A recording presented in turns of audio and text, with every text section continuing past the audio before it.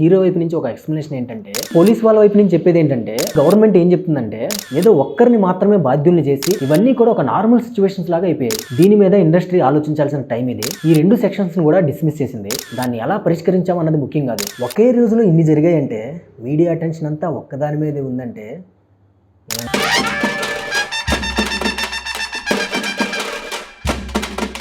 Hello guys, welcome back to పెట్టకథలు podcast. Pushpa 2 controversy continues. Allu Arjun arrest. Pushpa 2 సినిమాలో కూడా ఇన్ని ట్విస్టులు ఉండవు. పుష్ప 2 సినిమాకి సంబంధించి December 4th నైట్ 9:30కి ప్రీమియర్ షోస్ వేశారు. ఆ రోజు జరిగిన తొక్కిసలాట్లో ఒక లేడీ చనిపోయారు. ఆ కేసు మీద అల్లు అర్జున్ గారిని అరెస్ట్ చేశారు. ఈ అరెస్ట్ అనే ఇన్సిడెంట్ ని చూస్తే నాకు తమిళ డైరెక్టర్ హరి సినిమా గుర్తొచ్చింది. వెంటనే ఒకదాని తర్వాత ఒకటి సీన్స్ పరిగెత్తినట్టు మార్నింగ్ నుంచి ఈవినింగ్ వరకు కంటిన్యూస్ గా ఒకదాని తర్వాత ఒకటి జరుగుతూ వచ్చాయి. మార్నింగ్ అరెస్ట్ చేయడం, మధ్యాహ్నం కోర్టులో ప్రెజెంట్ చేయడం, 14 రోజులు రిమాండ్ విధించడం, వెంటనే హైకోర్టు నుంచి మధ్యంతర బెయిల్ రావడం, అల్లు అర్జున్ గారు మళ్ళీ లాస్ట్ లో రిలీజ్ అవడం, ఇలా పొద్దున్న నుంచి సాయంత్రం వరకు కూడా ఇదే టాపిక్ మీద మీడియా మొత్తం కూడా వెనకమల పరిగెత్తింది. అయితే ఈ ఇన్సిడెంట్ మీద ఒక్కొక్కరి నుంచి ఒక్కొక్క విధంగా రెస్పాన్స్ వచ్చింది. ఫస్ట్ హీరో వైపు నుంచి ఒక ఎక్స్ప్లెనేషన్ ఏంటంటే, ఇలాగ ప్రీమియర్ షోస్ వేయడం అనేది ఇంతకు ముందు కూడా చాలా సార్లు జరిగింది. ఇంతకు ముందు కూడా ఇలాంటి ప్రీమియర్ షోస్ కానీ సినిమా రిలీజ్ అయిన తర్వాత థియేటర్స్ కి వెళ్ళడం కానీ చాలా సార్లు జరిగాయి. అవన్నీ కూడా సహజంగా మామూలుగా జరుగుతూ ఉంటాయి. ఇలాంటి సిచ్యువేషన్ లో ఎవరైనా ఒకరిని కావాలని హర్ట్ చేయాలని చేయరు కదా అని చెప్పేసి హీరో అల్లు అర్జున్ గారి వైపు నుంచి ఒక ఎక్స్ప్లెనేషన్ వచ్చింది. నెక్స్ట్ పోలీస్ వాళ్ళ వైపు నుంచి చెప్పేది ఏంటంటే, వాళ్ళు ప్రాపర్ పర్మిషన్స్ తీసుకోలేదు అని వాళ్ళు చెప్తున్నారు. నేను కూడా అది కొంతవరకు నిజమే అనుకున్నాను. కాకపోతే ఇక్కడే సంధ్య థియేటర్ వాళ్ళు ఒక లెటర్ ని రిలీజ్ చేశారు. అందులో ఏముందంటే, వాళ్ళు ఆల్రెడీ December 4th నైట్ ఇలా మా థియేటర్ లో ప్రీమియర్స్ వేస్తున్నాము, దానికి హీరో హీరోయిన్ కొంతమంది విఐపీస్ అలాగే మూవీ యూనిట్ కి సంబంధించిన కొంతమంది వ్యక్తులు వస్తున్నారు కాబట్టి మా థియేటర్ దగ్గర బందోబస్తు ఇవ్వాలని చెప్పేసి అందులో వాళ్ళు మెన్షన్ చేశారు. దాన్ని 2 రోజుల క్రితం December 2nd సబ్మిట్ చేశాము అని వాళ్ళు చెప్తున్నారు. అయితే దీనికి పోలీస్ వాళ్ళు ఏం చెప్తున్నారంటే, బందోబస్తు కోసం పర్మిషన్ అడిగారే కానీ రోడ్ షోకి పర్మిషన్ తీసుకోలేదు అని వాళ్ళు చెప్తున్నారు. నెక్స్ట్ గవర్నమెంట్ ఏం చెప్తుందంటే, చట్టం తన పని తాను చేసుకుపోతుంది అని చెప్తున్నారు. అయితే ఇక్కడ నాకు అర్థం కాని విషయం ఏంటంటే, చట్టం తన పని తాను చేసుకుపోతున్నప్పుడు అసలు ఏ చట్ట ప్రకారం ఈ సినిమాలకి ప్రీమియర్స్ కానీ బెనిఫిట్ షోలకు కానీ పర్మిషన్ ఎలా ఇస్తున్నారు? ఇలాంటి పర్మిషన్స్ ని మీరు అలో చేయకపోతే ఇలాంటి ఇన్సిడెంట్స్ జరగవు కదా. ఈ టాపిక్ మీద ఆల్రెడీ నేను ఒక డీటెయిల్డ్ అనాలిసిస్ ఒక వీడియో చేశాను. మీరు ఎవరైనా చూడకపోయి ఉంటే ఛానల్లో ఉంది, చూసేయండి. అయితే ఈ ఇన్సిడెంట్ మీద ఓవరాల్ గా మనం అబ్జర్వ్ చేస్తే మనకు అర్థమయ్యే విషయం ఏంటంటే, నిర్లక్ష్యం. ఇక్కడ అందరిది, ప్రతి ఒక్కరిది కూడా నిర్లక్ష్యం ఉంది. ఏదో ఒక్కరిని మాత్రమే బాధ్యుల్ని చేసి అక్కడ నిలబెట్టలేము. ఎందుకంటే ఒక మూవీ స్క్రీనింగ్ కానీ ప్రీమియర్స్ కానీ బెనిఫిట్ షోలు కానీ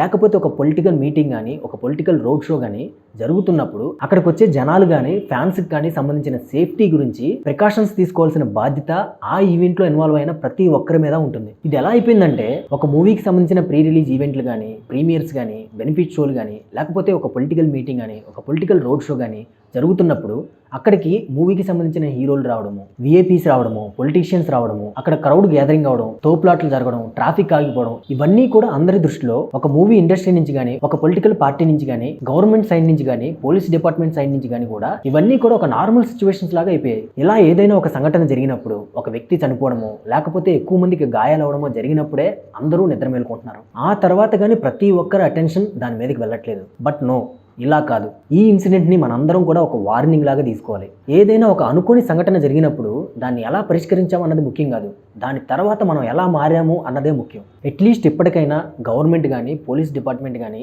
ఇలాంటి ప్రీమియర్ షోలకి బెనిఫిట్ షోలకి ఎక్కువ క్రౌడ్ గ్యాదర్ అయ్యే దగ్గర పర్మిషన్స్ ఇవ్వకూడదని కోరుకుంటున్నాను. అలాగే మూవీ ఇండస్ట్రీ వైపు నుంచి కూడా ప్రీమియర్స్ బెనిఫిట్ షోల పేరుతో లేట్ నైట్ షోలు మిడ్ నైట్ షోలు వేయడం కూడా కంట్రోల్ చేయాలి.